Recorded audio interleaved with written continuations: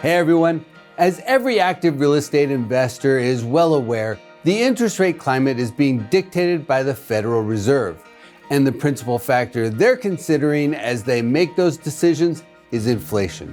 So last week I took a dive into CPI inflation to get a better handle on the metric that's driving so many real estate investment decisions. To understand CPI, you have to look at the components, the pieces that make up the inflation number.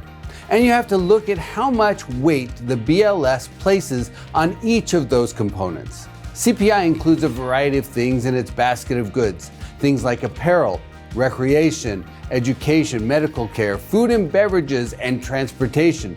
But the biggest component of the Consumer Price Index is housing costs, which account for 45% of the total. Now, that seems a bit out of proportion to me. I mean, on average, US households only spend 25 to 30% of their income on housing. But when you dig one layer deeper into the housing costs, you find that 8% of the total CPI inflation number is basically driven by rent growth. But another 27% of CPI is driven by something called owner's equivalent rent. Now, you may have seen this term come up in the media recently because a lot of economists aren't big fans of owner's equivalent rent. They argue that it's not really something that people experience. Owner's equivalent rent is a hypothetical modeled number. It's supposed to represent what a homeowner would have to pay to rent the home that they live in. And it's based on the results of a renter survey that's conducted by the Census Bureau that tabulates about 5,000 rent surveys each quarter. But there's a latency problem here. Most renters are on an annual lease, so their rent doesn't change month to month. It changes once a year. So it could take up to a whole year for the census's renter survey to capture the actual movement of rents. That means when rents go up really fast like they did in 2021, that escalation took longer to show up in the inflation metrics. Then, as rent growth flattened in 2022 and 2023, the inflation from 2021 was starting to show up in the inflation readings. It was distorting the information the Fed was working with. In other words, when rents go up fast, inflation is underreported.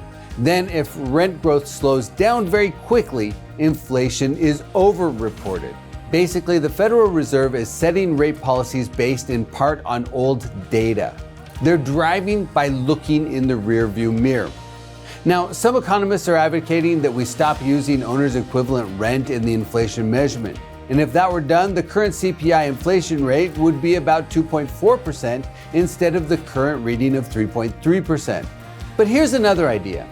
Instead of using a survey of renters' actual rents to calculate inflation, a methodology that was set up in 1981 when computers were in their infancy and there was no internet, maybe the BLS should be using asking or effective rents from the numerous data services that are now available. If they used, for example, Zillow to calculate the owner's equivalent rent, then today's CPI inflation would be about 3%. If they also used more current data to calculate the rent of primary residence inflation, then the current CPI inflation reading would be about 2.6%. And if headline inflation were down to 2.6%, then we'd probably already be cutting rates. But here's the good news. We already know what's going to happen with the housing component of CPI. We already have the rent data that's months, if not a full year ahead of the information the Federal Reserve is using to make their decisions. Apartment rents only went up by 1.2% in the last 12 months, so housing inflation should continue to fall. And as an investor, knowing what's ahead gives you an advantage. Investors always need to look forward. They need to keep their eyes on the horizon.